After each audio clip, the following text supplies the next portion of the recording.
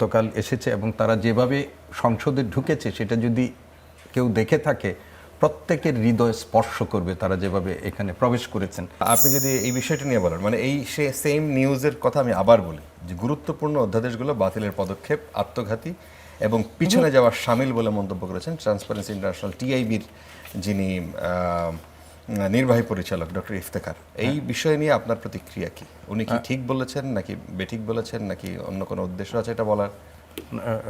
ধন্যবাদ আপনাকে এবং আমার সাথে যারা আলোচক আছেন তাদের শুভেচ্ছা, দর্শকদেরকেও।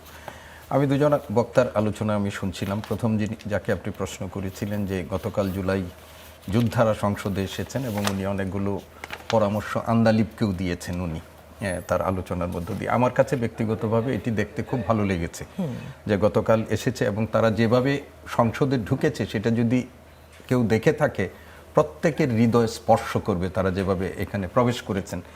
একদিকে আপনি প্রশ্ন করেছেন যে এনসিপির পক্ষ থেকে তাদের সাথে বাকবিতণ্ডা এবং সেটা নিবৃত করার জন্য পুলিশকে পর্যন্ত সেখানে আমরা গণমাধ্যমে দেখেছি পুলিশকে ইন্টারভেনশন সেখানে করতে হয়েছে। পুলিশ গেছেন তাদেরকে নিবৃত করার পরিস্থিতি কি হয়েছিল সেটা সবাই জানে, ভিডিও ফুটেজ আছে, সেটা অনাকাঙ্ক্ষিত। বিপরীত দিকে মাননীয় প্রধানমন্ত্রী কিন্তু তাদের মধ্যে গেছেন, তাদের সাথে কথা বলেছেন, তাদের কুশলাদি জিজ্ঞেস করেছেন, তাদের অবস্থা তৈরি করেছেন, সেটাও মানুষ দেখেছে। এখন যখন আন্দালিব রহমান পার্থ বলেছেন এটা কিন্তু নাজায়েজ হয়ে যায়নি, উনি বলেছেন যে মাননীয় স্পিকার তখন যেহেতু সংসদ চলাকালীন ছিল না, আপনাকে এটা আমরা দৃষ্টি আকর্ষণ করলাম।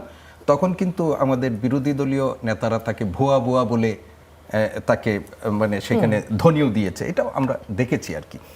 আচ্ছা, এখন যেটা হচ্ছে যে উনিও যেটা বলেছেন যে আমাদের সংসদ তো এখন আলোচনার মুখরিত অবস্থায় আছে এবং সেটা রাজপথে গেছে। আপনি কতগুলো বিষয় বলেছেন, একটু আগে উনি যেটি বলেছেন যে 98টি হুবহু সেখানে গ্রহণ করা হয়েছে। আজকে সম্ভবত 7টি আরও বিল এখানে পাশ হয়েছে সংসদে এবং আমরা আশা করছি 9 তারিখ পর্যন্ত যেগুলোর ব্যাপারে ঐক্যমত্য আছে, যেগুলো কিছু সংশোধনীর মাধ্যমে এসেছে, সেগুলো 9 তারিখের মধ্যে সবগুলোই বিল আকারে পাশ হবে বলে আমরা মনে করছি। কিন্তু থাকবে হলো 20টির মতো থাকবে, যেগুলোর মধ্যে 4টির ব্যাপারে তারা রহিতকরণের কথা বলেছে। এখন এটা মুলতবিও হয়েছে বোধহয় একটা।